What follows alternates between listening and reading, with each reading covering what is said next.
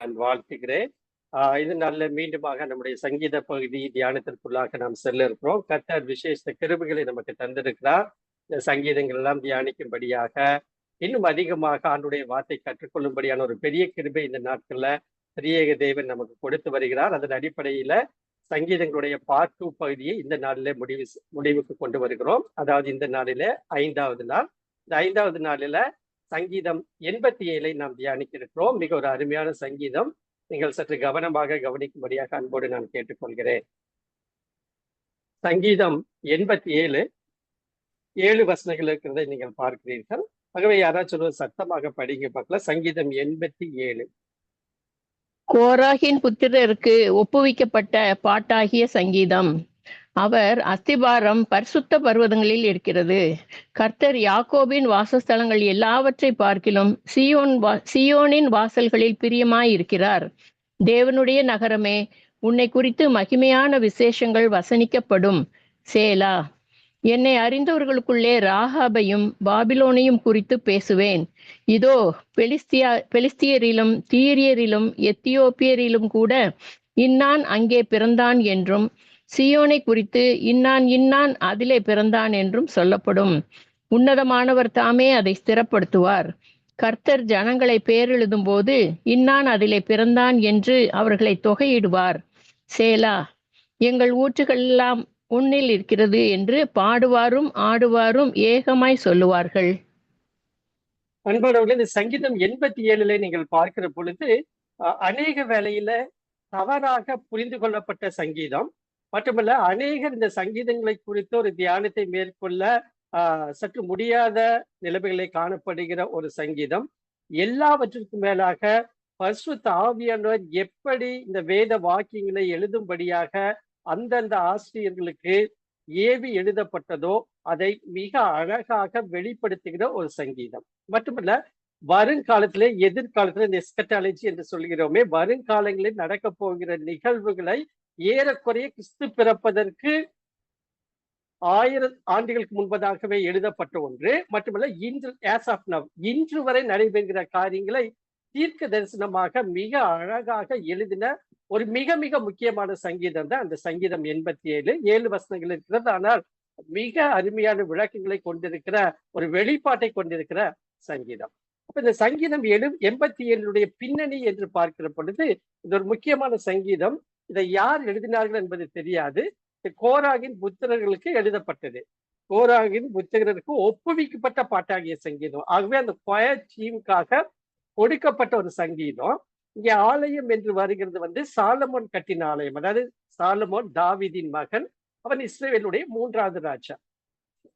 சங்கீதம் முழுவதுமாக எருசலேமை பற்றியது. இந்த சங்கீதம் எருசலேமை சியோன் என்று அழைக்கிறது. 2வது வசனம் பார்க்கலாம். கர்த்தர் யாக்கோபின் வாசஸ்தலங்கள் எல்லாவற்றையும் பார்க்கலும் சியோனில் வாசல்களில் பிரியப்படுகிறார். உண்மையில் சியோன் என்பது சாலமோன் தேவாலயத்தை கட்டின மலையின் பெயர், ஜாயன் என்று சொல்லுகிறோமே.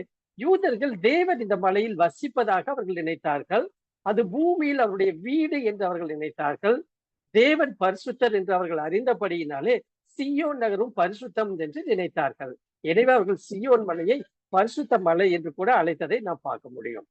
ஆனால் இந்த சங்கீதம் உண்மையில் 2 எருசலேம்களை பற்றி பேசுகிறது. இங்க பாத்தீங்கன்னா 2வது வசனத்தை யாக்கோபின் வாசஸ்தலங்கள் எல்லாவற்றையும் பார்க்கலும் சியோனின் வாசஸ்தலங்கள் பிரியமாய் இருக்கிறது என்று சொல்லுகிற பொழுது ஆக்சுவலா 2 காரியங்களை குறித்து இங்கே பேசுகிறது. இந்த சங்கீதம் உண்மையில் 2 எருசலேம்களை பற்றி பேசுகிறது. 1 முதல் 3 வசனங்கள் யூதர்களின் தலைநகரான பூமியில் உள்ள எருசலேமை பற்றி பேசுகிறது. 4 முதல் 6 வசனங்கள் இப்பதான் வாசிச்சோம், மற்றொரு எருசலேமை பற்றி பேசுகிறது. ஆக்சுவலா நேற்றே சொல்லியிருந்தேன், இந்த கிரேக்க பைபிள் மொழிபெயர்ப்பு செப்சுயன்ட் என்று சொன்ன பாத்தீங்களா, அந்த பைபிள்ல இதையெல்லாம் மிக தெளிவாக எழுதுகிறதை நாம் பார்க்க முடியும். அப்ப இயேசு கிறிஸ்து பூமியில் வருவதற்கு ஏறக்குறைய 250 ஆண்டுகளுக்கு முன்பு யூதர்கள் தங்கள் பைபிளை, அதாவது எபிரேய பைபிளை கிரேக்க மொழியிலே மொழிபெயர்த்தார்கள். அந்த கிரேக்க மொழிபெயர்ப்புல இந்த செப்சுயன்ட் என்று சொல்கிற மொழிபெயர்ப்புல இந்த காரியங்கள்லாம் இருக்கிறதை பார்க்கிறோம். அப்ப நீங்க பாருங்க, 1 முதல் 3 யூதர்களின் தலைநகரான எருசலேமை பற்றி பேசுகிறது. 4 முதல் 6 வேறொரு எருசலேமை பற்றி பேசுகிறது. இதை குறித்து நான் ரொம்ப டீட்டெயிலாக இந்த நாளில் நாம் சிந்திக்க இருக்கிறோம். சரி, அப்ப முக்கிய கருத்து என்று பார்த்தா, தேவனுடைய நகரமாகிய சியோனின் விசேஷம். இரண்டாவதாக பல ஜாதியாரும் சேர்ந்து ஒரு தேவஜனம் உருவாக்கும். எனக்கு அன்பானவர்களை 150 சங்கீதங்கள்ல இன்றளவும் நடைபெற போகிற, இன்னும் நடைபெறும், அதனுடைய வருகையில நடைபெறும், அதற்கு பின்பாக நடைபெறுகிற காரியங்களை எல்லாம் மிக தெளிவாக வெட்ட வெளிச்சமாக நமக்கு ஒருவேளை புரியாம இருந்திருக்கலாம், வெளிப்படுத்தின ஒரு மிக மிக முக்கியமான சங்கீதம் இந்த சங்கீதம் 87.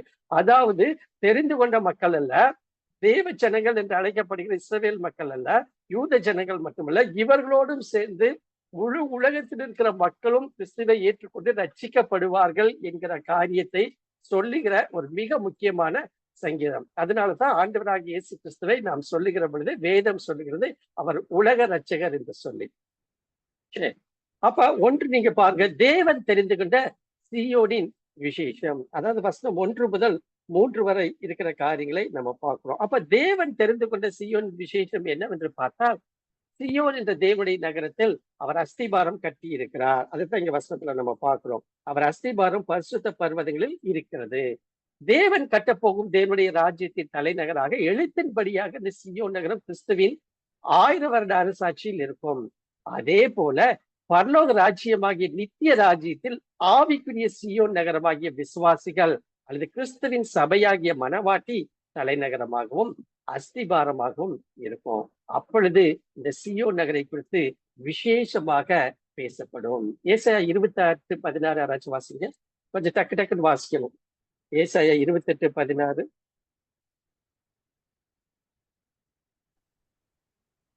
ஆதலால் கர்த்தராகிய ஆண்டவர் உரைக்கிறதாவது, இதோ அஸ்திபாரமான ஒரு கல்லை நான் சீயோனிலே வைக்கிறேன், அது பரிசுத்தப்பட்டது, விலையேற பெற்றதும் திட அஸ்திபாரம் உள்ளதுமான மூளைக்கல்லாயிருக்கும், விசுவாசிக்கிறவன் பதறான்.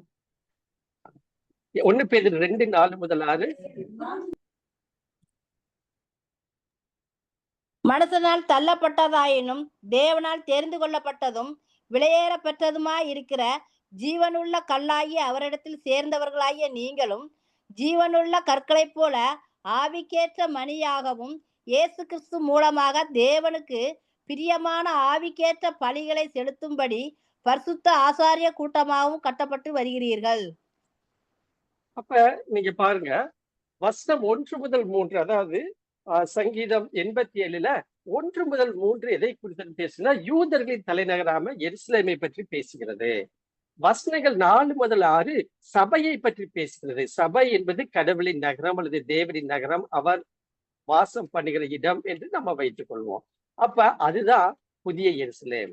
சங்கீதம் 87 எழுதியவருக்கு இது தெரியாது. ஆக்சுவலா சங்கீதம் 87ல இதை எழுதுகிற பொழுது இது ஒரு தீர்க்க தரிசனமாக வேத வாக்கியங்கள்லாம் தேவ ஆவியினால் ஏவப்பட்டு எழுதப்பட்டது என்பதை ப்ரூவ் பண்ணுகிற மிக மிக முக்கியமான சங்கீதங்கள்ல இதுவும் ஒரு முக்கியமான சங்கீதம். ஆக்சுவலா இதை எழுதுகிற பொழுது சங்கீதக்காரனுக்கு இதெல்லாம் தெரிந்ததோ என்னமோ தெரியாது, ஆனால் இது தீர்க்க தரிசனமாக நிறைவேறி கொண்டு வருகிறதை நாம் பார்க்க முடியும். ஆனால் தேவன் அவர்கள் வசனங்களை 4 முதல் 6 படி தூண்டினார். அதாவது ஏவப்பட்டது என்றால் அவர் சொல்ல அவர்களுக்கு வார்த்தைகளை கொடுத்து இந்த சங்கீதத்தை எழுதுகிறதாக பார்க்க முடியும். அப்ப என்னன்னா, எருசலேம் பூமியில் மிக முக்கியமான நகரமாக மாறும் என்று நினைத்தார்.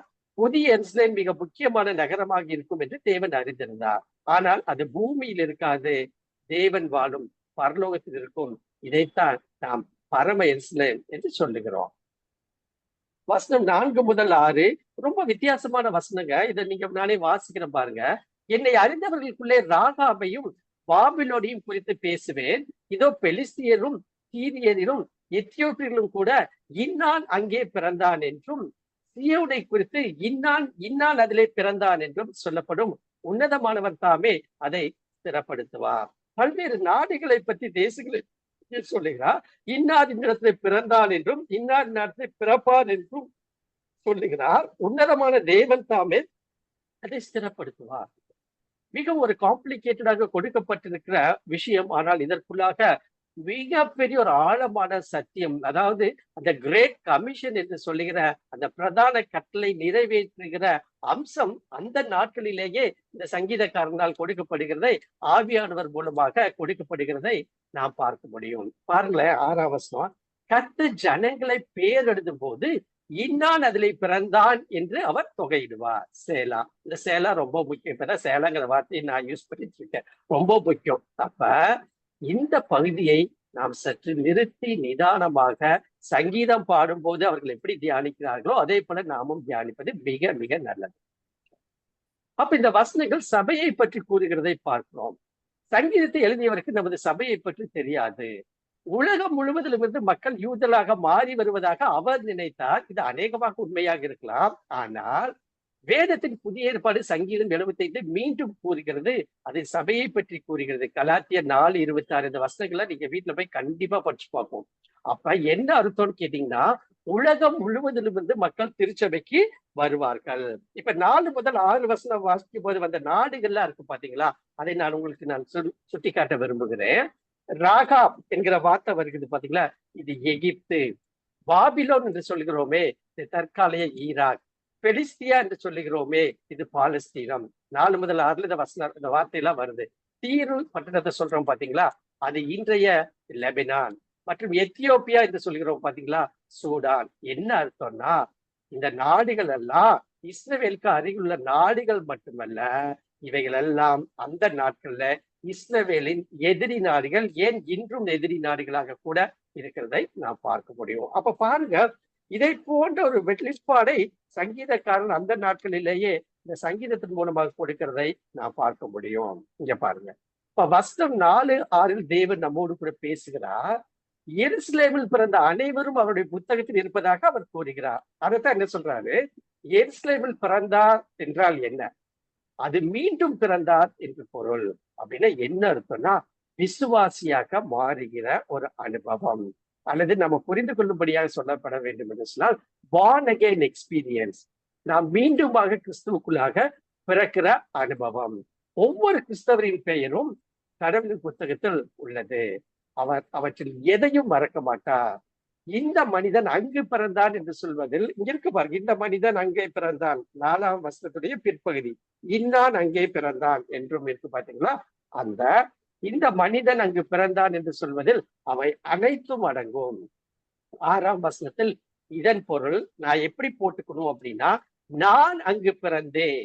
இதுதான் செப்ஜுவென்ட்ல இருக்கிறத நம்ம பார்க்க முடியும். அப்ப என்னன்னா, நான் இன்னான் அங்கு பிறந்தான் என்பது உண்மைதான். அதே போல மறுபடியும் பிறந்த கிறிஸ்துவுக்குள்ளாக ரட்சிக்கப்பட்ட அனுபவம் உள்ள நான் அங்கே பிறந்தேன் என்பதைத்தான் இங்க செப்ஜுவென்ட்ல அவர்கள் மொழிபெயர்க்கிறதை நாம் பார்க்க முடியும். அப்ப இந்த எதிரி நாடுகளான அனைத்தும் இங்கே கொடுக்கப்பட்டிருக்கு இஸ்ரவேல் தேசத்துல. இஸ்ரவேல் மக்களுக்கு என்ன ஒரு பெருமிதம், நாங்கள் தான் தெரிந்து கொள்ளப்பட்டவர்கள், நாங்கள் மட்டும்தான் தேவனுக்கு சொந்தம், பிரியே தேவன் எங்களை மட்டும்தான் நேசிக்கிறார், வழி நடத்துகிறார் என்பதல்ல. அதை தாண்டி இந்த முழு உலகத்துக்கும் ஒரு ரட்சகர் வந்திருக்கிறார். அவர் அந்த பிரதான கட்டளை நிறைவேற்றும்படியாக உங்களுக்கும் எனக்கும் அந்த வாய்ப்பை கொடுத்திருக்கிறார் என்பதை புரிந்து கொண்டு இந்த சங்கீதத்தை நாம் புரிந்து கொள்வது மிக மிக நல்லது. அப்ப கிரேக்க பைபிள் மொழிபெயர்க்கப்பட்ட மொழிபெயர்ப்பாகவும் புதிய ஏற்பாடு இதை பயன்படுத்துகிறதை நாம் பவுல் அப்போஸ்தலர் பயன்படுத்துகிறதை நாம் பார்க்க முடியும். கலாத்தியர் 4:26 பவுல் சொல்கிறார், மேலான எருசலேமோ சுயாதீனம் உள்ளவள், அவளே நம்ம எல்லாருக்கும் தாயானவள், எருசலேமும் சீயோனும் ஒரே இடம் என்பதை நாம் நினைவில வைத்துக் கொள்ள வேண்டும். அப்படின்னா இந்த 4 முதல் 6 வசனங்களை இன்னும் ஆழமா நம்ம எப்படி புரிஞ்சுக்கலாம், இதனுடைய அர்த்தம் என்ன என்று பார்த்தால், நாம் மீண்டும் பிறக்கும் போது அல்லது இயேசு கிறிஸ்துவை ஏற்றுக்கொண்டவர்களாக மாறும்போது எருசலேம் என்ற இடத்துல பிறக்கிறோம் என்று அர்த்தம். இது பூமியில் இருக்கும் எருசலேம் அல்ல, நல்லா புரிஞ்சுக்க. இது பூமியில் இருக்கும் எருசலேம் அல்ல, அது வசனம் ஒண்ணுதான். அது பரலோகத்தில் இருக்கும் எருசலேம். தேவன் அங்கு வசிக்கிறார். அங்கு வாழும் மக்கள் விசுவாசிகளாகிய மாறிய அனைத்து மக்களும் நாம் பரலோகத்தில் இருக்கும் எருசலேம் கட்டிடங்கள் அல்ல, மக்களால் ஆனது. அதுதான் பரம எருசலேம் என்று சொல்லி நாம் கூறுகிறோம். இந்த வசனங்களை வீட்டுல வாசிங்க, அருமையான வசனம். இதையெல்லாம் விளக்குகிற வசனம். எனக்கு நேரம் இல்லாதனால இதை நான் படிக்கல. கலாத்தியர் 4:21-31 மிக அழகாக பவுல் இந்த காரியங்களை தெளிவுபட எழுதுகிறார். எபிரேயர் 11:13-16, எபிரேயர் 12:22-24.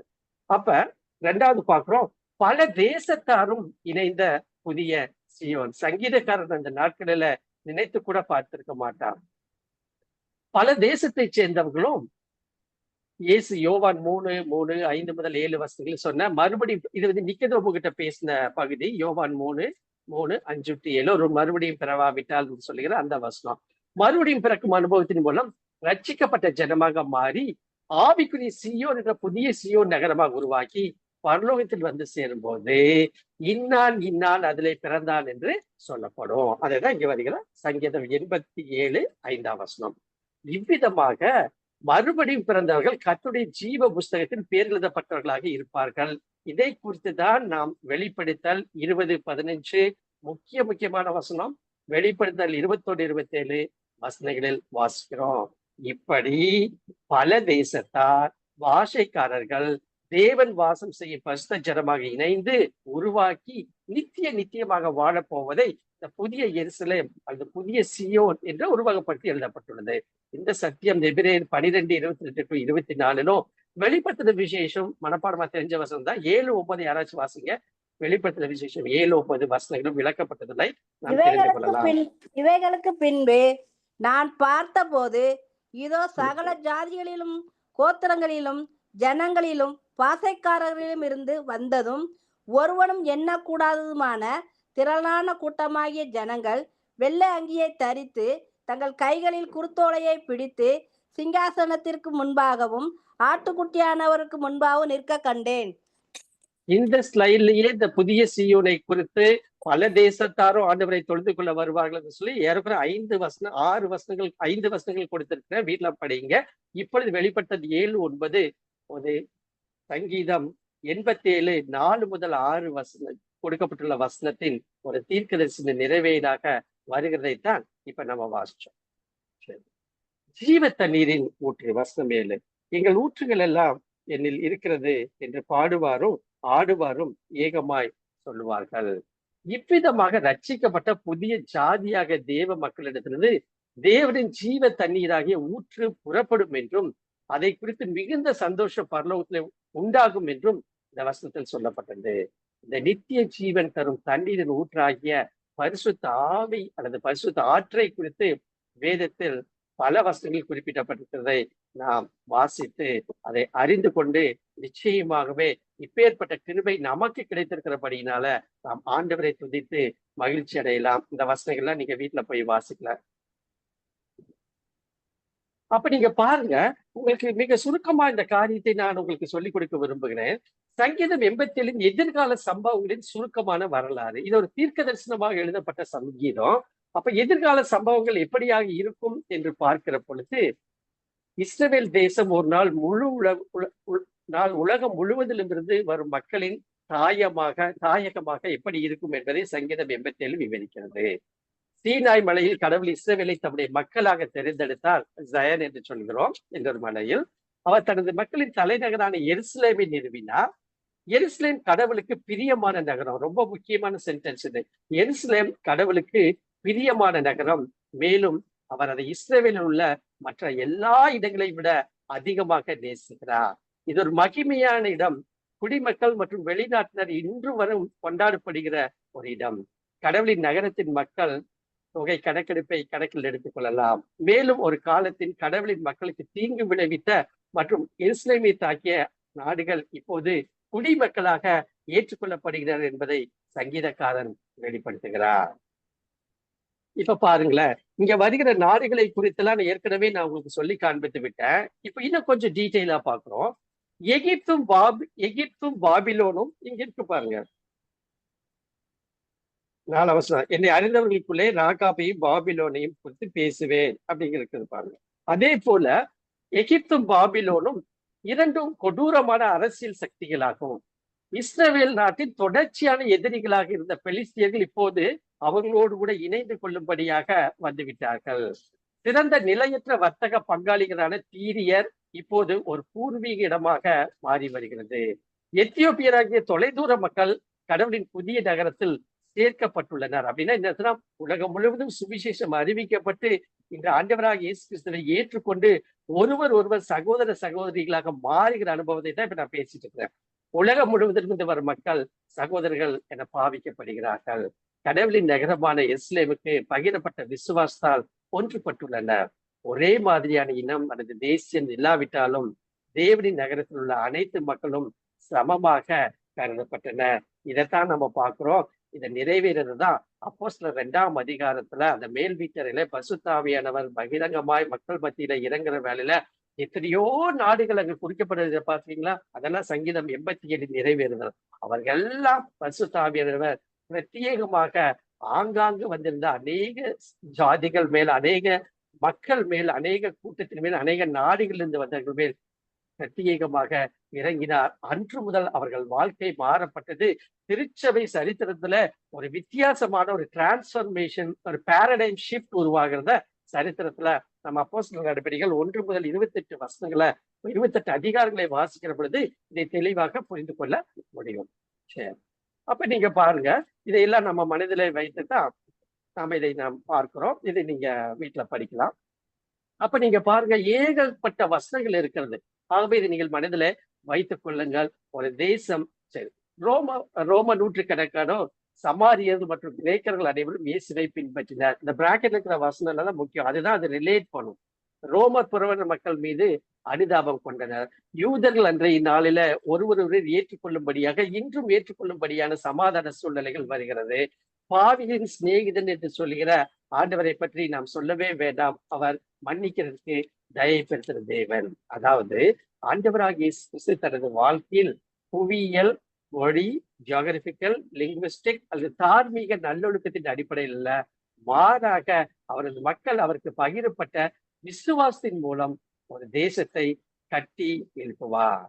அந்த அன்பு அந்த தேசத்தாரும் கூட கூட்டி இணைக்கிறதை நாம் பார்க்கிறோம். நாம் கடவுளின் உறுப்பினர்களாக, குடும்ப உறுப்பினர்களாக மாறுகிறோம். அதுவே புதிய நகரம் என்று சொல்லுகிற அந்த மேலான எருசலேம்.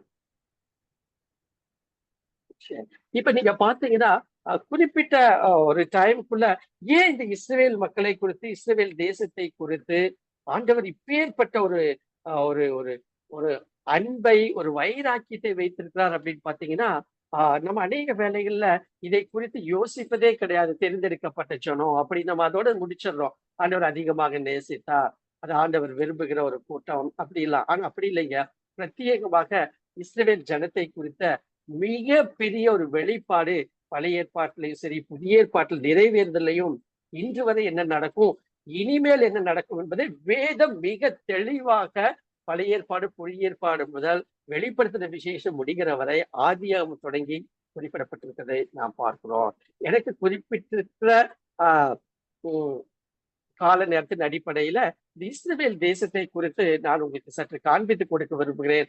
அப்படி நம்ம படிக்கிற பொழுது இந்த சங்கீதம் முழுவதுமாக ஏன் மிக முக்கியமாக நாம் இதை படிக்கிறோம், ஏன் ஆவியானவர் இதை எழுதி வைத்திருக்கிறார், வரலாற்று சம்பவங்கள் என்ன, தீர்க்கதரிசனங்கள் எப்படி நிறைவேறுகிறது என்பதை காரியத்தை குறித்தெல்லாம் மிக ஆழமாக நாம் தெரிந்து கொள்ள முடியும். ஆகவே சற்று கவனமாக நீங்கள் கவனிக்கும்படியாக கேட்டுக்கொள்கிறேன். ஏறக்குறைய ஒரு 8 முதல் 10 நிமிட இடைவெளியில ஏறக்குறைய as of now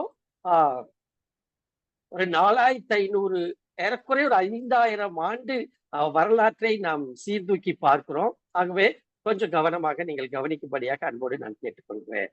இஸ்ரவேல் வரலாறு, ஹிஸ்டரி ஆஃப் இஸ்ரேல், என்னுடைய தியாலஜி கல்லூரியிலே இது ஒரு பாடமாகவே இருக்கிறபடினாலே அதுல ஒரு பார்ட் மட்டும் நான் இந்த நாளில இதை நாம் இன்னும் ஆழமாக புரிந்து கொள்ள முடியும் என்பதற்காக நான் இதை உங்களுக்கு கொடுக்கிறேன்.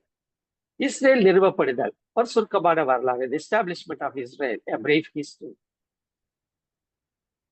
இது அந்த காலத்துல, இது இப்பொழுது நவீன இஸ்ரேல்.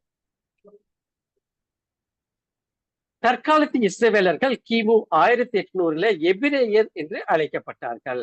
இவர்கள் கானான் தேசத்திலிருந்து வந்த நாடோடி பழங்குடியினர்கள். பாலஸ்தீனம் மற்றும் இன்றைய நாள் ஈராக் என்று அழைக்கப்படுகிற பகுதிகளில வாழ்கிறார்கள். எபிரேயர்கள் அவர்கள் தேர்ந்தெடுக்கப்பட்டவர்கள், chosen people. நேரடியாக ஆபிரகாமின் சந்ததியினர் என்று அழைக்கப்பட்டனர். ஈசாக்கின் சந்ததியினரும் தங்கள் ஆபிரகாமின் நேரடி சந்ததி என்று இஸ்ரவேலர்கள் என்று அழைக்கப்பட்டனர். எபிரேய நம்பிக்கை அவர்களுக்குள்ள இருந்தது. அதைத்தான் நம் யூத மதம் அல்லது ஜுடாயிசம் என்று அழைக்கப்பட்டது. இந்த படம் எல்லாம் பாருங்க, சூப்பரா இருக்கும். கிமு 1500 ஏற்பட்ட பஞ்சத்து நிமித்தம் எபிரேயர்கள் எகிப்துக்கு சென்று அங்கு அடிமைகளானார்கள். கிமு 1150 மோசே மூலம் விடுதலையாக்கப்பட்டு சீனாய் மலையை கடந்து கானான் தேசத்துக்கு திரும்பி வருகிறார்கள். கிமு 1025 பிளவுபட்ட ராஜ்யங்கள் உருவாக்கப்பட்டது. யூதா மற்றும் இஸ்ரவேல் டிவைடட் கிங்டம் சாலமோன் காலத்துல. அரசர்கள் தாவீது மற்றும் சாலமோன் கிமு 1000 முதல் ஆலயத்தை கட்டுகிறார்கள்.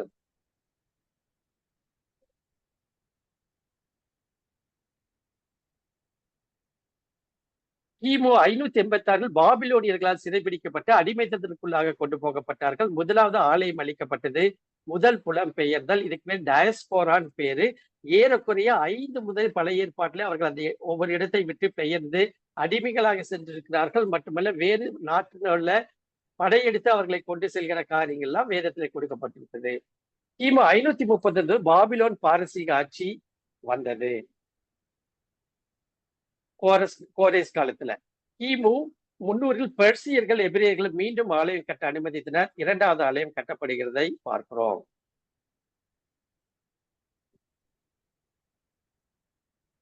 கிபி 70 ரோமர்கள் இஸ்லாமை அழித்து இரண்டாவது ஆலயத்தை கட்டப்பட்ட தேவாலயத்தை தரமட்டமாக்கி தீக்கிரையாக்கினார்கள். இப்ப புதிய ஏற்பாட்டுக்கு வந்துட்டேன். யூதர்கள் உலகமெங்கும் சிதறிக்கப்பட்டார்கள். இந்த ரோமாபுரியிலே ஆட்சி செய்த நீரோ மன்னன் காலத்துல நடைபெறுகிறதை பார்க்கிறோம். டைட்டஸ் தீத்துராயன் என்று சொல்லுகிற அந்த மன்னன் தான் அடியோடு ஆலயத்தை அடித்து சுக்குநூறாகி எரித்து, மட்டுமல்ல அநேக மக்களை கிறிஸ்தவர்களை அந்த நாள்ல கொல்லப்பட்டார்கள். அதன் விளைவாக உலகம் முழுவதும் இருக்கிற நாடுகளுக்கு யூதர்கள் சிதறி போனார்கள். ரோமானியர்கள் தங்கள் எதிரிகளான பாலஸ்தீனியர்கள் வீழ்த்தி சிரியா என்று மறுபெயரிட்டார்கள். ரோம பேரரசு கிறிஸ்தவத்தை தழுவியதன் மூலம் கிறிஸ்தவ மதம் கிபி 313 எருசலேமின் மையத்தில் உருவாக்கப்பட்டது. இது கான்ஸ்டன்டைன் காலத்துல நடைபெற்றது. கிபி 630 முதல் முஸ்லிம் அரபு படைகள் எருசலேமை கைப்பற்றி ஒரு மசூதியை கட்டினார்கள். டோம் ஆஃப் தி ராக், அது இன்னும் இருக்குது. கிபி 1096 புனித போப் மேம்படும் எருசலேமை கைப்பற்ற புனித பூமி கிறிஸ்தவர்களை அரேபியர்களுடன் போர் புரிய அனுப்புகிறார். இதைத்தான் சிலுவை போர் என்று சொல்கிறோம். அரேபியர்கள் தோற்கடிக்க முடியவில்லை. அதற்கடுத்தது 1516 to 1917 ஒட்டமான் படையெடுப்பில் துருக்கியர்கள் பாலஸ்தீனத்தை எடுத்துக்கொள்கிறார்கள். இதெல்லாம் பயங்கரமான ஒரு ஹிஸ்டரி, வரலாற்றிலே நடைபெற்ற மிக மிக முக்கியமான சம்பவங்கள். இதுதான் இந்த டோமா ராக் என்று சொல்கிற முஸ்லிம் சமாதி.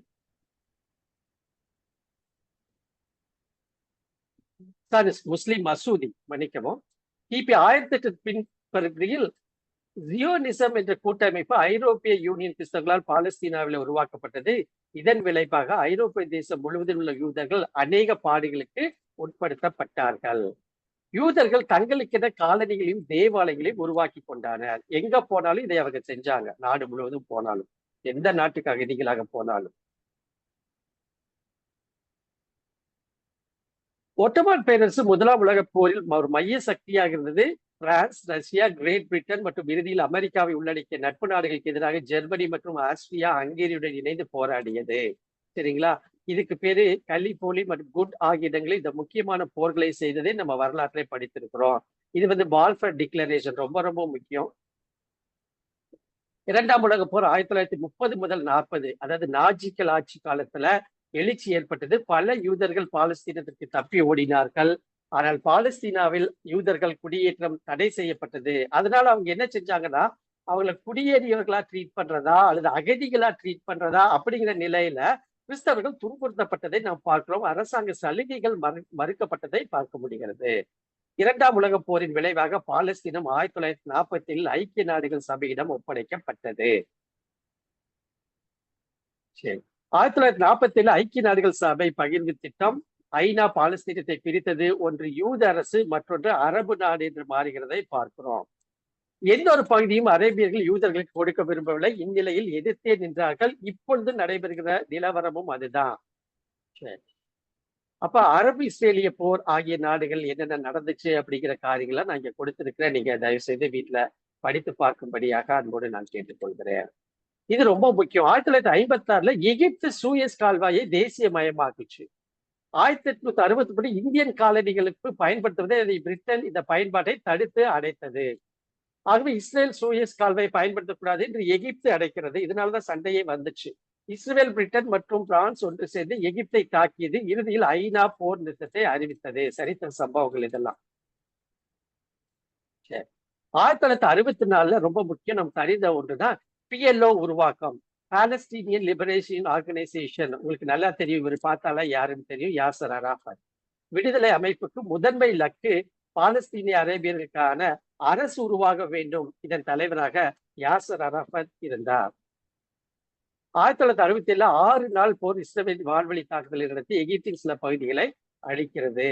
இங்க பாத்தீங்கன்னா இஸ்ரேல் எகிப்திடமிருந்து இஸ்ரேலின் கிழக்கு பகுதியாக ஜோர்டானின் வடக்கு பகுதி, சிரியாவின் சில பகுதிகள், காசா பாருங்க, காசா, எகிப்தின் தீபகற்ப பகுதியான சீனாய், ரொம்ப முக்கியம், ஆகிய பிரதேசங்களை ஆக்கிரமிக்கிறது. அப்ப நீங்க பாருங்க, ஏறக்குறைய ஒரு ஆபிரகாம கூட நான் உங்கள்ட்ட காமிச்சிட்டேன். அப்போ ஏறக்குறைய ஒரு 4500 இருந்து 5000 ஆண்டு சங்கதிகளை, வரலாற்றின் சம்பவங்களை மிக சுருக்கமாக நான் ஏன் உங்களுக்கு தெளிவித்து காமிச்சேன் அப்படின்னா, இஸ்ரேல் மக்கள், இஸ்ரேல் தேசம் எப்படி அவருடைய பார்வையில் முக்கியமாயிருந்தது, பல்வேறு கட்டங்களை கடந்து வந்திருக்கிறத நம்ம பார்க்க முடிகிறது. இப்ப நீங்க இஸ்ரேல் தேசத்தை குறித்து கொஞ்சம் தெரிஞ்சுக்கோமே. இஸ்ரேலின் தலைநகரம் எருசலேம். எப்போதும் பரபரப்பாக பேசக்கூடிய நாடு. இன்னைக்கு வரைக்கும் பரபரப்பா இருக்கிற நியூஸ் இருக்கிற ஒரு இடம் எதுனா ஜெருசலேம் தான். இன்னும் சொல்ல போனால் தெரிந்து கொள்ளுங்கள், ஆண்டுடைய வருகைக்கு ஆயத்தப்படும்படியாக செகண்ட் பை செகண்ட் உலகத்துல ஏதோ ஒரு மாற்றம் நடந்து கொண்டிருக்கிறது. அதோடு எருசலேமும் தொடர்புடையதாக இருக்கிறது. எருசலேம் தேசத்துல பெண்கள் 2 ஆண்டும் ஆண்கள் 3 ஆண்டும் கட்டாயமாக இராணுவத்தில் பணியாற்ற வேண்டும். எருசலேம் 2 முறை அழிக்கப்பட்டிருக்கிறது, 32 முறை முற்றுகையிடப்பட்டிருக்கிறது, 55 முறை தாக்கப்பட்டிருக்கிறது, 44 முறை கைப்பற்றப்பட்டிருக்கிறது. உலகத்தின் முதல் செல்போனை கண்டுபிடித்தவர்கள் அவங்கதான், இஸ்ரேல் மக்கள் தான், த ஜூயிஷ் பீப்புள். வாய்ஸ் மெயிலை கண்டுபிடித்தவர்கள் அவர்கள் தான், SMS கண்டுபிடித்தவர்கள் அவர்கள் தான், இன்டெல் பென்டியமுடைய 4 ப்ராசஸரை கண்டுபிடித்தவதும் அவர்கள் தான். சொட்டு நீர் பாசனம், ட்ரிப் இரிகேஷன் உலகத்தின் முதலிடம் வகிக்கிறதை நாம் பார்க்க முடியும். நோபல் லாரன்ஸ் என்று சொல்கிற நோபல் விருதுகளை பெற்றவர்கள் ஏறக்குறைய 85% உலகம் முழுவதும் வெவ்வேறு காலகட்டங்களில வெவ்வேறு விதமான இன்வென்ஷன்ல மட்டுமல்ல ஆர்ட்ஸ்லையும் அவர்கள் நோபல் லாரட்டாக தேர்ந்தெடுக்கப்பட்டவர்கள் 85% யூதர்கள் என்று வரலாறு சொல்லுகிறது. இஸ்ரேலில் தான் மரங்களின் எண்ணிக்கை ஆண்டுதோறும் அதிகரிக்கிறது. நம்ம வெட்டிட்டு இருக்கோம், அங்க ஆண்டுதோறும் அதிகரிக்கிறது. உலகின் முதல் ஏன்டி வைரஸ் இஸ்ரேலில் தான் கண்டுபிடிக்கப்பட்டது. இப்ப பாருங்க, எவ்வளவு மிகப்பெரிய சிறப்பான நாடாக இஸ்ரேல் தேசம் இருக்கிறதை பார்க்கிறோம். எதை ஞாபகம் வச்சிருக்கிறீங்களோ இல்லையோ, இந்த ஸ்லைட ஞாபகம் வச்சுங்க. சவுதி அரேபியா இஸ்ரேல் தேசத்தை விட 650 மடங்கு பெருசு. இஸ்ரேல் தேசம், இங்க கர்சர் பார்த்துக்குங்க, மூவ் ஆகுது பாருங்க, இந்த இடத்துல இருக்கு. இதெல்லாம் இன்னும் நிறைய இருக்கு. அரபி தேசம் வந்து, சவுதி அரேபியா வந்து 650 மடங்கு பெருசு. ஆனால் இன்றளவும் இந்த நாடுகளும் சரி, உலக நாடுகளும் சரி, இஸ்ரேல் தேசத்தை ஒன்றும் செய்ய முடியவில்லை, அசைக்க முடியவில்லை. ஏனென்றால் அது தேவனுடைய நகரம், சியோனின் நகரம், அது எருசலேம், பரம எருசலேம். அல்லேலூயா. பாருங்களேன் இஸ்ரேல் தேசத்தின் காரியங்களா. டக்குன்னு போயிடலாம். மோட்டரோலா கம்பெனி அவங்க தான் இருக்கு. இது இப்போ இருக்கிறது. டர்க்கி.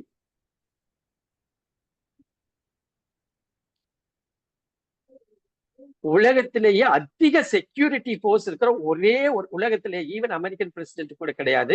இது இந்த டோம் ஆஃப் ராக் என்று சொல்லுகிற இடத்துலதான். அப்ப 2 பெரிய யுத்தங்களை வந்து சந்திச்சுது. முதல் உலக போர் 1914 ஆகஸ்ட் 4, 1918 நவம்பர் 11, 32 நாடுகள் கலந்து கொண்டன. இரண்டாவது உலக போரு 1930 செப்டம்பர் 3, 1942 செப்டம்பர் 2 வரை 61 நாடுகள் கலந்து கொண்டன. 32 நாடாலும் சரி, 61 நாடாலும் சரி, எந்த நாடுகள் எத்தனை நாடுகள் கலந்து கொண்டாலும் இஸ்ரேலை ஒன்றும் செய்ய முடியவில்லை. இதெல்லாம் இஸ்ரேல் மக்கள் மட்டுமல்ல, ரோம சாம்ராஜ்யம் முழு உலகம் கலந்து வந்த பீரியட் தான். இதெல்லாம் பார்க்க ரோமன் பீரியட், பைசான்டைன் பீரியட் இப்படிலாம் இருக்குது. இவையெல்லாம் கடந்தாலும் இன்று வரை நிலை நிற்கிறதை பார்க்கிறோம். எனக்கு அன்பானவர்களே, சங்கீதம் 87 சொல்லுகிற செய்தி என்னன்னா, இவைகளை கடந்து சுவிசேஷம் வளர்ந்து கொண்டு வருகிறது. இன்னான் இன்னான் அங்கே பிறப்பான் இருக்கு பார்த்தீங்களா, அது இதுதான் அந்த கிரேட் கமிஷனை நிறைவேற்றுகிறதை நாம் பார்க்கிறோம். இந்த அப்போஸ்தலர் நடவடிக்கைகள் புத்தகத்துல நம்ம வாசிச்சிருக்கிறோம். அப்போஸ்தலர் நடவடிக்கைகள் 1 முதல் 28 வரை சுவிசேஷம் அறிவிக்கப்படுகிறது. ஏற்றுக்கொண்ட ஜனங்களை வைத்து திருச்சபையில் உருவாகிறது, போதனை கொடுக்கப்படுகிறது, திருச்சபை வளர்ந்து பெறுகிறது. ஆண்டவராகிய இயேசு கிறிஸ்து மரித்து அப்போஸ்தலனாகிய பவுலின் காலத்துல ஏறக்குறைய ரோமாபுரி வரைக்கும் எட்டுவது மட்டுமல்ல 5 நாடுகளில கிறிஸ்தவம் உருவாகி இருக்கிறதை நாம் பார்க்கிறோம்.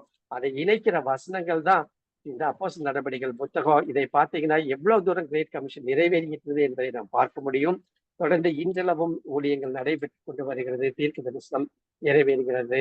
எருசலேமில் யூதர்கள் அப்போஸ்தலர் நடவடிக்கைகள் 6, 8, 9, 30 கலப்பின மக்கள், அந்தியோகியா, புறஜாதியர், ஏசியா மைனர், ஐரோப்பா, ரோமாபுரி தொடர்ந்து வந்து கொண்டிருக்கிறதை நாம் பார்க்க முடியும். என கண்பானவர்களை இப்பேற்பட்ட ஒரு விசேஷித்த செய்தியை ஒரு தீர்க்க தரிசனமாக மனதிலே வைத்து ஆவியானவர் ஏவப்பட்டதன் நிமித்தமாக இந்த சங்கீதக்காரன் இந்த பாடலை எழுதினதை நாம் பார்க்க முடியும். ஆகவே இதன் அடிப்படையில நான் சொன்ன வரலாற்றை நீங்கள் மீண்டுமாக வாசித்து அந்த பிராக்கெட்ல கொடுக்கப்பட்ட வசனத்தை எல்லாம் மீண்டுமாக நீங்கள் வாசிக்கிற பொழுது நீங்கள் தெளிவாக இந்த சங்கீதத்தை புரிந்து கொள்ள முடியும். மற்ற சங்கீதத்துக்குள்ளாக போவோம். இந்த நாள்ல மீண்டுமாக நாம் படிக்க போகிற சங்கீதம் 90. அதே போல போன தடவை பார்ட் 1 முடித்தவுடன் கொடுத்தது போலவே உங்களுக்கு 1 to 50 அந்த அவுட்லைனை நான் கொடுத்திருந்தேன். இந்த முறையும் பார்ட் 2 பிடிக்கிற பொழுது இன்றைய நாளில நான் அக்காவுக்கு அனுப்பிச்சு விடுவேன். பார்ட் 2 உடைய 51ஆம் சங்கீதத்திலிருந்து 100ஆம் சங்கீதம் வரையுள்ள அவுட்லைன் மட்டும் இங்கிலீஷ்லையும் தமிழ்ல இருக்கும். அது உங்களுக்கு போஸ்ட் பண்ணிடுவாங்க. நீங்கள் அதை வைத்து மற்ற சங்கீதங்களை நீங்கள் ஆய்ந்து படிக்கும்படியாக அன்போடு நான் கேட்டுக்கொள்கிறேன். சங்கீதம் 90க்குள்ளாக நாம் கடந்து செல்வோம். மிக முக்கியமான சங்கீதம். ஏறக்குறைய ஒரு 2-3 நிமிடங்கள் எக்ஸ்ட்ரா எடுக்க வேண்டியது இருக்குன்னு நினைக்கிறேன். நான் பார்த்தேன்.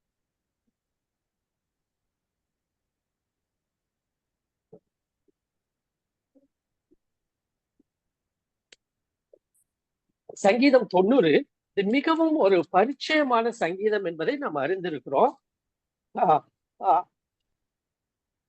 17 வசனங்கள் இருக்கிறபடினாலே வாசிக்க வேண்டாம், உங்களுக்கு பரிச்சயமான சங்கீதம் தான். ஆகவே நம்ம தொடர்ந்து நம்ம வந்துடலாம். சங்கீதம் 90 17 வசனங்கள் இருக்கிறதை நாம் பார்க்க முடியும். சரி, இப்ப நீங்க பாருங்களேன், நான் உங்களுக்கு ரொம்ப சுருக்கமா இதை நான் உங்களுக்கு விளக்கி சொல்ல விரும்புகிறேன். பாருங்க, அந்த சங்கீதம் 90 தலைப்பு, இது மோசே எழுதின சங்கீதம். தேவனுடைய மனிதனாக மோசேயின் ஜெபம். ஒரு மிக அருமையான ஒரு ஆழமான பொருள் பொதிந்த ஒரு ஆவிக்குரிய ஜெபத்தை இங்கே மோசே செய்கிறதை நாம் பார்க்க முடியும். என்ன அருமையான ஒரு டைட்டில் கொடுத்திருக்காங்க பாருங்க. It's like an introduction about Moses. என்னதான் தேவனுடைய மனிதனாகிய மோசே. பழைய ஏற்பாட்டுல 5 இடங்களில தேவனுடைய மனிதனாகிய மோசே, தேவனுடைய மனிதனாகிய மோசே என்று 5 இடத்துல வருகிறதை பழைய ஏற்பாட்டுல நாம் பார்க்க முடியும். மிக அருமையாக ஆண்டவர், அந்த திரியேக தேவன் ஆவியானவர் மோசேக்கு இப்படி ஒரு பெயரை கொடுக்கிறார், தேவனுடைய மனிதன். ஆண்டவர் இந்த நாள்ல தேவனுடைய மனிதன் என்று நம்மை சொல்ல முடியுமா? தேவனுடைய மனுஷி என்று சொல்ல முடியுமா? அருமையான ஒரு ஜெபத்தை செய்கிறார். இதை போன்ற ஜெபம் தான் நாம் செய்கிறோமா என்பதை ஆராய்ந்து பார்க்கும்படியாக ஒரு அருமையான ஒரு ஜெபம்ங்க. நம்முடைய ஜெபத்திற்கு முற்றிலும் வேறுபட்ட ஒரு ஜெபம். ஆல்மோஸ்ட் டயமெட்ரிக்லி ஆப்போசிட் என்று நம்ம சொல்லலாம். அப்படி ஒரு வித்தியாசமான ஜெபத்தை மோசே இங்கு செய்கிறதை பார்க்கிறோம். இதை குறித்து நிறைய செய்திகள் நீங்கள் கேள்விப்பட்டிருப்பீர்கள், தியானித்திருப்பீர்கள். மிக சுருக்கமாக நான் இந்த நாளிலே இந்த சங்கீதத்தை தியானம் பண்ணும்படியாக உங்களிடத்திலே நான் வருகிறேன். இந்த சங்கீதம் சொல்லுகிற ஒரு செய்தி என்னவென்று கேட்டா, ஒரு மனிதனுடைய ஆயுஸ் நாட்கள் மிக குறுகியது மட்டுமல்ல, அந்த ஆயுசு நாட்களில அந்த மனிதன் எப்படியாக வாழுகிறார், அதை தொடர்ந்து அந்த ஆயுசு நாட்களை கொடுக்கிறவர் கர்த்தருடைய கரத்திலே இருக்கிறது. கர்த்தரை அறிந்து கொள்ளுகிறவர்கள் எப்படியாக அந்த வாழ்க்கையை வாழ்ந்து முடிப்பார்கள், கர்த்தரை அறிந்து கொள்ளாதவர்கள் எப்படி வாழுவார்கள், எல்லாவற்றுக்கும் மேலாக என் வாழ்நாள் முழுவதும் வழி நடத்துகிறவர் வேறு யாருமே கிடையாது, திரியேக தேவன் என்பதை உணர்த்துகிற ஒரு சங்கீதம் தான் இந்த சங்கீதம் 90. சரி, இது நான் ஆங்கிலத்திலே போட்டேன். அது 2 பேருமே நீங்க அதை அப்படியே காமனா வச்சுக்கலாம்.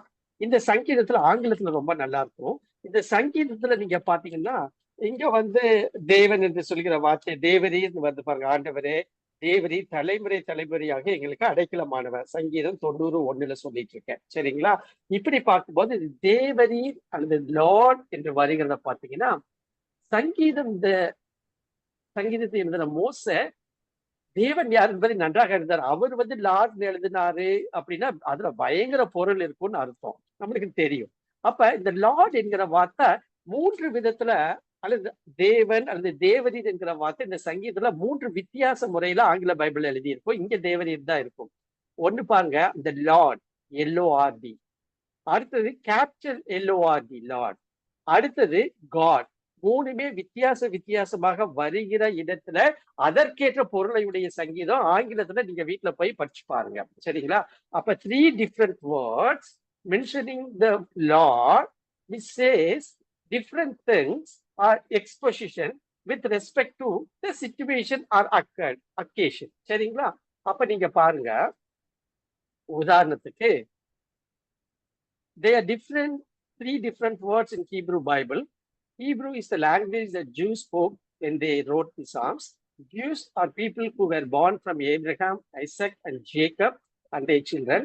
In words 1 and 17, 1:17. இப்போ உதாரணத்துக்கு 1 வருஷத்துல தேவரீர்னு வருது தமிழ்ல. 1 and 17, there is a word Lord. This means master. இப்ப வந்து கேபிட்டல் LORD அப்படிங்கிற வார்த்தை பயன்படுத்த அதுக்கு என்ன அர்த்தம்னா ஆண்டவரே என்னுடைய மாஸ்டர் அப்படின்னு அர்த்தம்.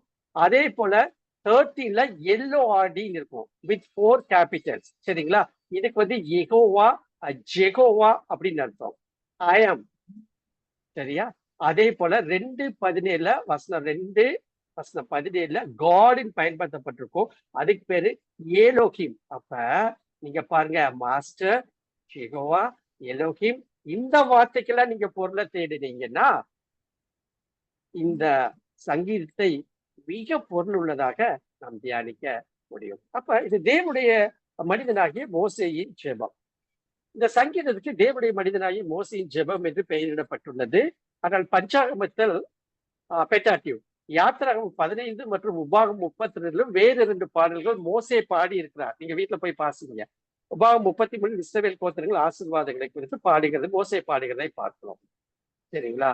ஆக்சுவலா வந்து என்ன சொல்றாங்க அப்படின்னா இந்த சங்கீதம் எழுதப்பட்டதனுடைய சூழல் என்னவா இருக்கணும் அப்படின்னா எடுத்துக்க எல்லாரும் என்னாகமம் 20ஆம் அதிகாரம்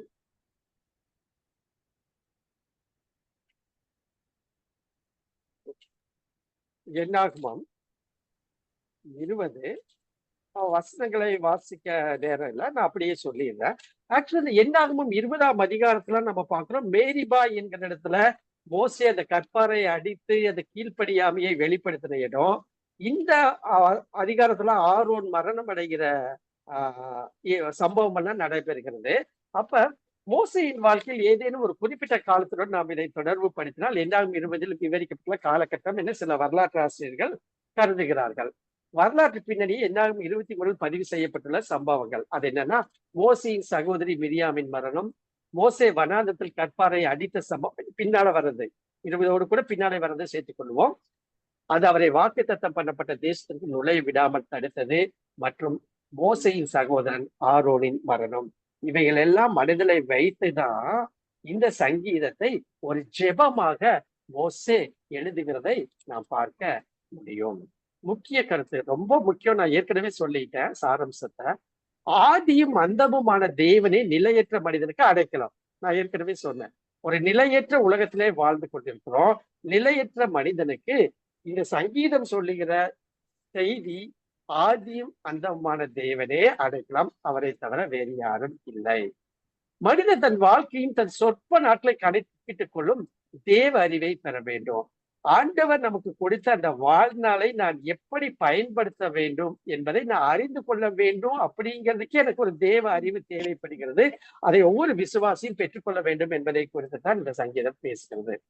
கர்த்தர் மனிதனை மன்னிச்சு மகிழ்ச்சியாக்க வேண்டும் என்று முடிக்கிறார். சரி,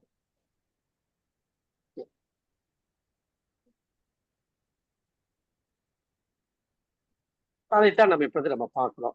ஒன்று, அனாதி தேவனை வலிமையற்ற மனிதனுக்கு நித்திய அழைக்கலாம். வசனம் 1 முதல் 6 வசனத்தை நீங்க வாசிச்சீங்கன்னா இதுதான் பேசுது. வலிமையற்ற நிலையற்ற மனிதனுக்கு, அதாவது வசனம் 6 நானே வாசிக்கிறேன். அது காலையிலே முளைத்து பூத்து மாலையில் அறுப்புண்டு உலர்ந்து போகும். ஒரு மனுஷன வாழ்க்கையை பத்தி பேசிட்டு இருக்குது. இந்த உலக வாழ்க்கையில் நீண்ட ஆயுசுள்ளவரும் உலகங்களை படைத்தவருமாகிய தேவனே அடைக்கலம் கொடுத்து தலைமுறை தலைமுறையாக காக்க வல்லவர். மனிதனுக்கு இந்த சத்தியத்தை உணர்த்தும்படியாக சில சிக்ஷைகளுக்குள்ளாக்கி மனம் திரும்பும்படியாக அவர் அழைக்கிறதை நாம் பார்க்க முடியும். உபாகம் 33:27, வெளிப்படுத்தல் 3:19 இந்த வசனங்களை நம்ம வாசிக்கிறோம். அப்ப நீங்க பாருங்க, மனிதனுக்கு நீண்ட நாட்களாக தோன்றுவது தேவனுடைய நித்தியத்தின் காலங்களுக்கு மிக குறுகியது. அதான் 1000 நாட்களை பார்க்கணும் வாசிக்கிறது. 6 நாட்கள் தேவன் உலகங்களை படைத்து 7வது ஓய்ந்திருந்தா அதன் அடிப்படையில் 6000 ஆண்டுகள் இந்த உலகத்தில் மனிதனுடைய தேவராஜ்யத்தை உருவாக்கும் பணியை செய்து 7வது 1000 ஆண்டுகள் இதே உலகில் தமது 1000 வருட அரசாட்சி இலைப்பாறும் சமாதத்தின் வருடங்களாக உலகத்தில் தேவன் தந்தருள்வார். அப்படின்னா 1000 ஆண்டுகள் ஒரு நாள் அவருக்கு. அப்படின்னா அந்த அனாதி தேவனுடைய அந்த கிரியை வல்லமையை குறித்து இங்க பேசுகிறது. இதுல என்னுடைய வாழ்க்கை ஒரு மிக குறுகிய வருடங்கள், அதை நான் எப்படி செலவழிக்கிறேன். இந்த வசனம் எல்லாம் நீங்க வீட்டுல படிக்கலாம். அப்புறம் சொல்றாரு 7 முதல் 11 வசனம், அதன் மேன்மையானது என்னங்க, சஞ்சலமும் வருத்தம் தான். 7 முதல் 11 வசனங்கள் உங்களுக்கு தெரியும், நீங்க வாசிச்சு பாருங்க. 10 மட்டும் நான் வாசிக்கிறேன். எங்கள் ஆயுசு நாட்கள் 70 வருஷம், பலத்தின் மிகுதியால் 80 வருஷமா இருந்தாலும் அதன் மேன்மையானது வருத்தமும் சஞ்சலமுமே. அது சீக்கிரமாய் கடந்து போகிறது, நாங்களும் பறந்து போகிறோம். அவர்களை நம்முடைய வழக்கத்தின்படி சொல்லணும்னா என்னங்க வாழ்க்கை, அதை தாங்க மோசே சொல்லுகிறதை நாம் பார்க்கிறோம். அப்ப மனிதன் வாழ்க்கை எவ்வளவு நாட்களாக இருந்தாலும் மேன்மையாக இருந்தாலும் சஞ்சலம் நிறைந்ததாகவே காணப்படுகிறது என்று மோசே சொல்லுகிறார். இந்த வசனம் எல்லாம் வீட்டுல படிச்சு பாருங்க. பிரசங்கி 1:2-4, 14, 28, 23. அப்ப நீங்க காரணம், நீண்ட ஆயுசுள்ள தேவனுக்கு முன்பாக மனிதனுடைய உலக வாழ்க்கை என்பது வருடங்களாக இருந்தாலும் அது மிக குறைவானது. மோசே இவ்வாறு கூறுவதற்கு காரணம், இஸ்ரவேல் மக்கள் வனாந்தர பிரயாணத்தை தங்கள் கீழ்ப்படியாமையினாலும் முறுமுறுப்பாலும் தேவ கோபத்திற்கு ஆளாகி தங்கள் வாழ்க்கையை சஞ்சலத்தால் நிறைத்து கொண்டவர்களாக மாறினார்கள். எனக்கு அன்பானவர்களை, விசுவாசிகளாக நாம் தேவனுடைய வார்த்தைக்கும் சித்தத்திற்கும் வழி நடத்திற்கும் கீழ்ப்படியாமல் போகும்போது ஆசீர்வாதமாக இருக்க வேண்டிய வாழ்க்கை சஞ்சலம் நிறைந்ததாக மாறிவிடுகிறது. வசனம் எல்லாருக்கும் நீங்க வாசிச்சுப்பாங்க. 3வதாக தேவனோட ஒப்புரவாக ஜெபம். வசனம் 12 முதல் 17 நம்ம பார்க்கிறோம். தேவன் மனிதருக்கு உள்ளத்தில் கொடுத்திருக்கும் கொஞ்ச நாட்களை பிரயோஜனப்படுத்தி தேவ சித்தத்தின்படி வாழ தேவனிடம் ஞானம் பெற்றுக்கொள்ள வேண்டும். கொலோசியர் 4:5. யாராச்சும் வாசிச்சுக்கல, ஒரே ஒரு வசனத்தை மட்டும். கொலோசியர் 4:5.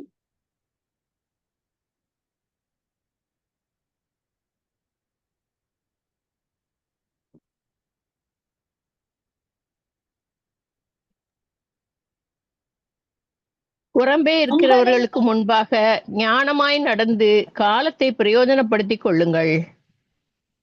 கண்பானவர்கள், விசுவாசிகளுக்கு தங்கள் எதிர்காலத்தை குறித்த ஒரு தரிசனம் தேவை. அதுவே நாட்களை கணக்கிட்டு பிரயோஜனப்படுத்திக் கொள்ள உதவும். இதைத்தான் அப்போஸ்தலனாகிய பவுல் கொலோசியர் நிருபத்துல எழுதுகிறதை பார்க்கிறோம். நீதிமொழிகள் 11:4, 29, 18 இதெல்லாம் வீட்டுல வாசிங்க.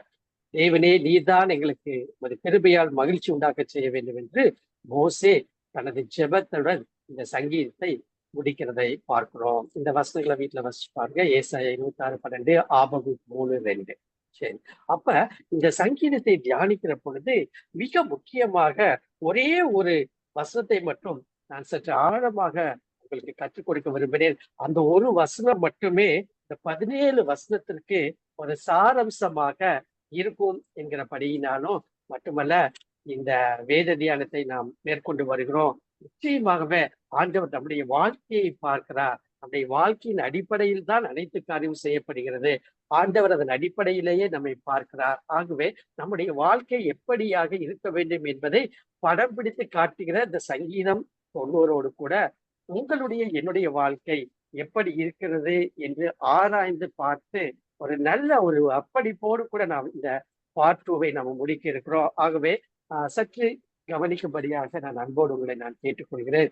மிக ஒரு அருமையான வசனம், சங்கீதம் 90:12. நாங்கள் ஞான இருதயம் உள்ளவர்களாகும்படி எங்கள் நாட்களை என்னும் அறிவை எங்களுக்கு போதித்தரணும். ஒரே ஒரு விஷயம் தாங்க அவர் கேட்கிறாங்க. இது எல்லாமே ஒரு மனிதனுடைய வாழ்வின் அனுபவங்களை பேசுகிறது. இது ஜெபம். மோசே எப்படி ஜெபம் பண்றான்னு பாருங்க. நாங்கள் ஞான இருதயம் உள்ளவர்களாகும்படி எங்கள் நாட்களை என்னும் அறிவை எங்களுக்கு போதித்தரணும். So teach us to remember our days that we may get a heart of wisdom. 3 காரியங்களை இங்க மோசே பேசுகிறதை பார்க்கிறோம். முதலாவது, ஞான இருதயம் எங்களுக்கு வேண்டும், எனக்கு வேண்டும், எங்களுக்கு வேண்டும். எங்கள் நாட்களை என்னும் அறிவை விசேஷ விதமா எங்களுக்கு ஒரு வாழ்வை நீர் கொடுத்திருக்கு. அந்த நாட்கள், அந்த வாழ்க்கையை என்னும் அறிவை யாரு செய்யணும்னா நம்ம தேடி கண்டுபிடிச்சுக்கிட்டே தான் இருக்கிறோம், தெரிய மாட்டேங்குது. எங்களுக்கு போதித்தரணும். ஆண்டவரே, நீர் போதிக்காத பட்சத்துல அதை என்னால் தெரிந்து கொள்ள முடியாது, உணர்ந்து கொள்ள முடியாது என்கிற ஒரு அருமையான ஜெபத்தை செய்கிறதை நாம் பார்க்க முடியும். ஆதியாகமம் 2:7 வாசிக்க வேண்டாம். தேவனாகிய கர்த்தர் மனுஷனை பூமியின் மண்ணினாலே உருவாக்கி ஜீவ சுவாசத்தை அவன் நாசியில ஊதினார், மனிதன் ஜீவாத்மானான். அப்ப என்ன செய்யறாரு? மண்ணிலே உருவாக்குகிறாரு, ஜீவ சுவாசத்தை ஊதுகிறார். அப்ப மனுஷனுக்கு ஒரு பிரத்யேக தன்மையை படைப்பிலேயே, கிரியேஷன்ல ஆண்டவர் கொடுக்கிறதை பார்க்கிறோம். இந்த உலகம் உருவானது அவருடைய வார்த்தையினாலே. Let there be a light. வெளிச்சம் உண்டாக கடவுது என்று சொன்னா வெளிச்சம் உண்டாச்சு. ஆனா மனுஷர்களை மட்டும் வார்த்தையில் உண்டாக்கவில்லை, அவருடைய கரத்தினாலே உருவாக்கினார். மிக மேன்மையான ஒரு வாழ்வை அவர் மனிதர்களுக்கு கொடுத்ததை படைப்பிலேயே நாம் பார்க்க முடியும். சங்கீதம் 139:14, நான் பிரமிக்கத்தக்க அதிசயமாய் உண்டாக்கப்பட்டபடியால் உம்மை துதிப்பேன், உமது கிரியைகள் அதிசயமானவை என்று சொல்லுகிறதை நாம் பார்க்க முடியும். அப்ப வேதம் நம்முடைய வாழ்க்கையை பத்தி என்னென்ன சொல்லுதுன்னு பார்க்கலாமா? ஒருவேளை டைம் இல்ல, சுருக்கமாக நான் முடிக்க விரும்புகிறேன். எரிகிற நாடா அப்படியே புஸ் புஸ் புஸ் புஸ்ன்னு எரிஞ்சு சீக்கிரமா அணைஞ்சு போயிடும். ஒரு மனிதனுடைய வாழ்க்கை குறித்து வேதம் சொல்லுகிற காரியம்தான்.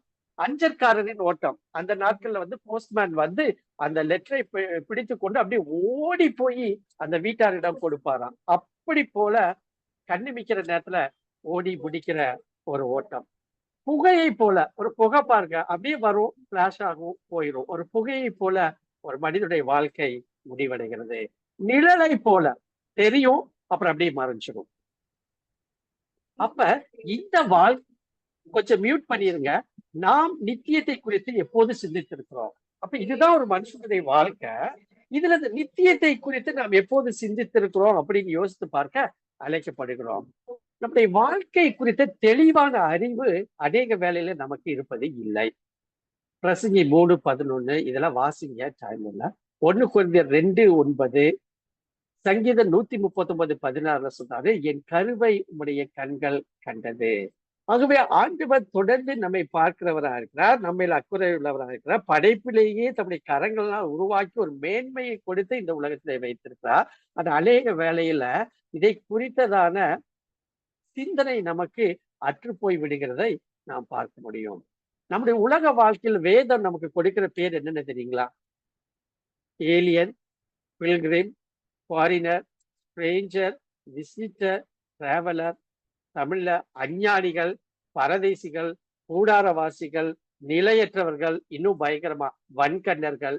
இப்படித்தான் வேதம் பெயர் நமக்கு கொடுக்கிறது. அப்ப இந்த உலக வாழ்க்கை எப்படிப்பட்டது அப்படின்னா, இந்த ஏர்த்லி பாடி இருக்குது பாத்தீங்களா? இந்த பூலோகத்துல நாம் வாழ்கிற இந்த தேகம் அல்லது நம்முடைய நம்முடைய உடம்பு, பாடி, எர்த்லி பாடிய டென்ட்டுங்குது பைபிள்ல. அஸ் அ டென்ட் அப்படின்னா என்ன அர்த்தம் சொல்லுங்க? கூடாரம். இது நிலையற்றது. கூடாரத்தை மாத்தி மாத்தி போட்டுக்கிட்டே போவாங்க, ஸ்ட்ராங்கா இருக்காது, நிலையற்றது. பட் ஃபியூச்சர் பாடி, நான் மரித்ததுக்கு பின்பதாக நித்தியத்தை குறித்து பேசுகிற என்னுடைய ஃபியூச்சர் பாடியை வேதம் எப்படி காட்டு தெரியுங்களா? ஹவுஸ், அது ஒரு வீடு அப்படின்னா நிலையானது.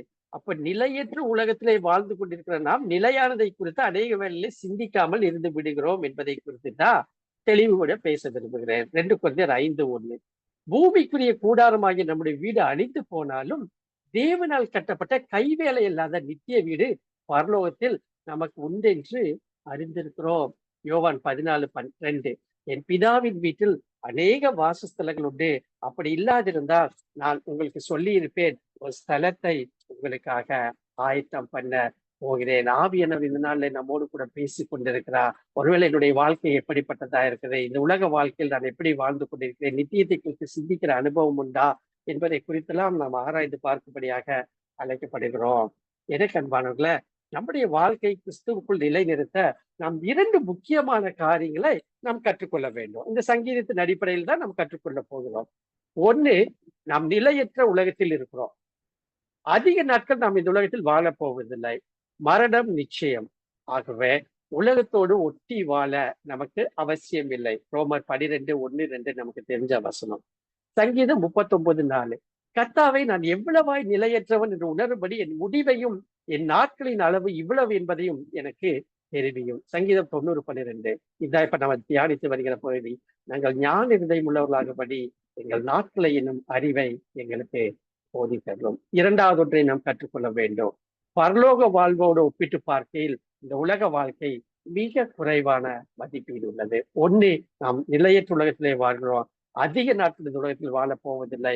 மரணம் நிச்சயம். ஆகவே உலகத்தோடு ஒத்தம் வேஷ தெரிந்தவர்களாய் நாம் வாழ வேண்டிய அவசியம் இல்லை. 2வது, பரலோக வாழ்வோடு ஒப்பிட்டு பார்க்கையில் நாம் வாழுகிற இந்த புதிய வாழ்க்கையின் உலக வாழ்க்கை மிக குறைவான மதிப்பீடு உள்ளது. பிலிப்பியர் 3:20. நம்முடைய குடியிருப்போ பரலோகத்தில் இருக்கிறது. அங்கே இருந்து கர்த்தராகிய இயேசு கிறிஸ்து என்னும் ரட்சகர் வர எதிர்பார்த்து கொண்டிருக்கிறோம். பரலோக வாழ்வின் உன்னதத்தை குறித்து பிலிப்பியர் 2:6-11 நாம் வாசிக்கிறோம். அதனாலதான் வேதம் சொல்கிறது, பிசிக்கல் டெத்தை நாம் இந்த உலகத்திலே மரிக்கிறோம் என்று சொல்கிறோமோ, மரணம் என்று சொல்கிறோமோ, அது நித்திரை என்று அழைக்கிறது. அப்படின்னா இங்கே நித்திரை அடைகிறவர்கள் இயேசு கிறிஸ்துவை ஏற்றுக்கொண்டவர்கள், விசுவாசிகளாகிய அது சீஷர்களாகிய யாராக இருந்தாலும் அடுத்த நிமிடம் இந்த நித்திரையிலிருந்து எங்கு விழிக்கிறார்கள்? ஆண்டவருடைய சமூகத்துல விழிக்கிறோம் என்பதை நாம் மனதில வைத்துக் கொள்ள வேண்டும். இந்த நாட்களில ஒருவேளை என்னுடைய வாழ்க்கையில சோதனை, துன்பம், அவசியம் போன்ற காரியங்கள்லாம் நடக்கணுமா? மரணம், இழப்பு, விபத்து, கசப்புகள், வேதனையான காரியங்கள் எவ்வளவோ மனிதனுடைய வாழ்க்கையில நம்முடைய வாழ்க்கையில நடக்கிறது. இது தேவைதானா என்றால் 1 பேதுரு 1:6-7 வீட்டுல நீங்க வாசிச்சு பாருங்க. ஒரு கனமுள்ள மகிமையை நமக்கு கொடுக்கும்படியாக இதையெல்லாம் நடைபெறுகிறது. நித்தியமான வாழ்க்கையில ஒரு கன மகிமை தேவை உண்டு என்பதை தான் இந்த வசனம் பேசுகிறது. யாக்கோபு 1:12. சோதனையை சகிக்கிற மனுஷன் பாக்கியவான், அவன் உத்தமன் என்று விலகின பின்பு கர்த்தர் தன்னத்தில் அன்பு கூறுவர்களுக்கு வாக்குத்தத்தம் பண்ணின அந்த ஜீவ கிரீடம், நித்திய வாழ்வை பெறுவான் என்று உறுதியளிக்கிறது. ஒரு கூட்ட மக்கள் இப்படியும் வாழ்ந்தார்கள். எபிரேயர் 11:13-16 வீட்டுல வாசிச்சு பாருங்க. விசுவாச வீரர்கள் பட்டியல்ல எப்படி இவர்கள் வாழ்ந்தார்கள் என்று போட்டப்பட்டிருக்கிறது. அன்பானவர்களே, கிறிஸ்துவுக்குள் நமக்கென்று ஒரு நம்பிக்கை, விசுவாசம் உண்டு என்பதை நாம் மறந்து போக வேண்டாம். 1 தெசலோனிக்கர் 4:13-14 உங்களுக்கு தெரிந்த ஒன்றுதான். அப்ப நீங்க இறுதியாக நான் சொல்லி முடிக்க ஆசைப்படுகிறேன். அப்ப நமக்கு மிக முக்கியமாக நாம் தெரிந்து கொள்ள வேண்டிய ஒரு வசனம் சங்கீதம் 90:12. நாங்கள் ஞான இருதயம் உள்ளவர்களாகும்படி எங்கள் நாட்களை என்னும் அறிவை எங்களுக்கு போதித்து அருள்வோம். 2 படத்தை நான் உங்களுக்கு முன்பாக காண்பிக்க விரும்புகிறேன். இது வரலாற்று சம்பவம். ஒரு கப்பல் நிக்கிறாங்க பாத்தீங்களா, அது ஒரு படம். இன்னொன்னு குதிரையின் மேல் ஒருத்தர் இருக்கிறார் பாத்தீங்களா, அது ஒரு படம். நடந்த சங்கதி என்னவென்று கேட்டா, இந்த தம்பதிகளாக இருக்கிறவர்கள் ஒரு ஊழியர்களாக, மிஷனரிகளாக அவர்கள் அநேக ஆண்டுகள் என்ன செஞ்சாருங்கன்னா, ஆப்பிரிக்கா காட்டுப்பகுதியில, ஆப்பிரிக்கா தேசத்துல கேனிபால்ஸ் மத்தியில அவர்கள் ஊழியத்தை நிறைவேற்றினவர்கள். வயது முதிர்ந்து ரிட்டையர்ட் ஆகி அவர்கள் அந்த இடத்திலிருந்து, ஆப்பிரிக்க தேசத்திலிருந்து அவர்கள் நியூயார்க் சிட்டி தங்களுடைய தேசத்துக்கு வருகிறார்கள். வருகிற போதே அவர்களுக்கெல்லாம் மிகவும் வயது அதிகமாகிவிட்டது. மட்டுமல்ல, பென்ஷன் போன்ற காரியங்கள்லாம் இல்ல. ஊழியத்தை ஏறக்குறைய 45 ஆண்டுகளுக்கு மேலாக அந்த கேனிபல்ஸ் மத்தியில ஆப்பிரிக்க தேசத்தில் நிறைவேற்றிவிட்டு மிகவும் சோர்ந்து போய் திரும்பி வருகிறார்கள். அவர்கள் வருகிற அதே கப்பலில அமெரிக்கன் பிரசிடென்ட் டெடி ரூஸ்வெல்ட் இவர் என்ன செய்கிறார், அதே ஆப்பிரிக்கா கண்டத்திலே போய் அங்க இருக்கிற மிருகங்களை வேட்டையாடி கொண்டு பெருமிதமாக அதே கப்பலில் அவர் வருகிறார். அப்ப அவர்கள் நியூயார்க் சிட்டியை நெருங்குகிற பொழுது என்ன நடக்கிறது என்று கேட்டா, மிக பிரமாதமான வரவேற்பு அந்த அமெரிக்கன் பிரசிடென்ட் ஆகிய ரூஸ்வெல்ட்டுக்கு கொடுக்கப்படுகிறது. ரத்தின கம்பளங்கள் விரிக்கப்படுகிறது, red carpet welcome, band set, நிருபர்கள் கரகோஷத்தோடு மிகவும் உற்சாகத்தோடு கூட அவரை வரவேற்கிறார்கள். அதே கப்பலிலிருந்து யாரிடமும் கண்டுகொள்ளப்படாத, மதிக்கப்படாத, தெரியாத, புறக்கணிக்கப்பட்ட மனிதர்களாக அந்த ஊழியத்தை நிறைவேற்றி கொண்டு வருகிற 40 ஆண்டு காலத்துக்கு மேலாக நிறைவேற்றி கொண்டு வந்த அந்த தம்பதிகள் அந்த கப்பலிலிருந்து தங்கள் வீட்டிற்கு வருகிறார்கள். வருகிற வழியிலேயே அந்த மனிதர் சொன்னாராம், அம்மா, ஏதோ ஒரு தவறு செய்து விட்டேன் போல இருக்கிறத, என்னன்னு தெரியல, இப்பேற்பட்ட ஊழியத்தை நாம் நிறைவேற்றி வந்திருக்கிறோம், யாருமே நம்மளை கண்டிக்கவே இல்லை, எனக்கு ரொம்ப வருத்தமா இருக்கிறது. ஆனால் அங்க உச்சேக வரவேற்பை நீங்க பார்த்து இல்ல, ரொம்ப எனக்கு வருத்தமா இருக்கு, ஆண்டவர் எனக்கு ஏதோ செய்து விட்டாரோ என்னமோ என்று சொல்லி மனமடிவோடு கூட பேசினாங்க. அப்பொழுது அந்த அம்மா சொன்னாங்களாம், இல்ல இல்ல, அப்படி நீங்க நினைக்கவே வேண்டாம், please go to your bedroom and pray. நீங்க போங்க, உங்களுடைய அறையில நீங்கள் ஜெபியுங்கள், நிச்சயமாக ஆண்டவர் உங்களுக்கு உதவி செய்வார் என்று சொன்னபோது அவர் ஜெபித்தாராம். அவர் ஜெபிக்கிற பொழுது இப்படியாக சொல்லுகிறா, ஆண்டவர் இந்த அருகிலே வந்து ஒரு காரியத்தை சொன்னார். என்ன சொன்னார் தெரியுங்களா? யூ ஆர் நாட் ஹோம் எட். என் மகனே, நீ இன்னும் என்னுடைய வீட்டிற்கு வரவில்லை. நீ இந்த உலகத்துலதான் இதையெல்லாம் பார்த்த. ஒரு டெடி ரூஸ்வெல்ட்டுடைய வருகையை குறித்து, பிரமாண்டமான ஆர்ப்பாட்டங்களை குறித்து வரவேற்பை பார்த்த. ஆனா நீ இன்னும் என்னுடைய வீட்டிற்கு வரவே இல்லையே, நித்தியத்திற்குள்ளாக நீ வரல, அங்க நீ வந்து பாரு, உன்னுடைய வரவேற்பு எப்படி இருக்கும் என்று சொல்லி அவர் மிக அதிகமாக ஆண்டவரிடத்துல அந்த நாளில ஒப்பு கொடுத்தாராம். இந்த கண்பானவர்களை, ஒருவேளை இந்த சங்கீதத்தை குறித்து நான் பார்க்கிற பொழுது ஒரு காரியத்தை மட்டும் நான் சொல்லி உங்களிருந்து நான் விடைபெற விரும்புகிறேன். ஒருவேளை இந்த ஞானம் ஞானம் என்றெல்லாம் நம்ம பேசிக் கொண்டிருக்கோம், விஸ்டம் என்று பேசிக் கொண்டிருக்கிறோம் பாத்தீங்களா? இப்ப அறிவு, நிறைய நம்மளுக்கு அறிவு கொடுக்கப்பட்டிருக்குது. இந்த அறிவு அப்படின்னு இட்ஸ் நாலேஜ், இன்ஃபர்மேஷன். அந்த ஃபேக்ட்ஸ் அண்ட் ஃபிகர்ஸ், அந்த இன்ஃபர்மேஷனை கேதர் பண்ணி என்னுடைய வாழ்வில, என்னுடைய சிந்தனையில, என்னுடைய மூளையில வைத்திருக்கிறது பேரு அறிவு. சரிங்களா? புத்தின்னு நம்ம சொல்றோம். This is understanding R intelligence.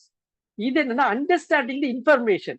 எனக்கு கொடுக்கப்பட்ட அந்த நாலேஜ் இருக்கு பாத்தீங்களா, அந்த இன்ஃபர்மேஷன் இருக்குது பாத்தீங்களா, இதை நான் எப்படி புரிஞ்சு வச்சுக்கிறேன் அப்படிங்கிறது தான் புத்தி. இந்த ஞானம் என்ன தெரியுங்களா? Wisdom, application of the knowledge, அறிவை செயல்படுத்துவது. இப்ப அறிவு வேற, புத்தி வேற, ஞானம் வேற. இந்த அறிவை செயல்படுத்துவது தான் ஞானம். எபேசியர் 1:17 சொல்லுகிறது, நம்முடைய கர்த்தராகிய இயேசு கிறிஸ்துவின் தேவனும் மகிமையின் பிதாவானவர் தம்மை நீங்கள் அறிந்து கொள்வதற்கான ஞான தெளிவையும் அளிக்கிற ஆவியை உங்களுக்கு தந்தர வேண்டும் என்று ஜெபிப்பதாக பவுல் தன்னுடைய ஜெபத்திலே கூறுகிறார். அப்ப இந்த ஞானம் எப்படி வருது அப்படின்னா, நான் திருப்பி விளக்க விரும்புறேன் ஒரே நிமிஷத்துல.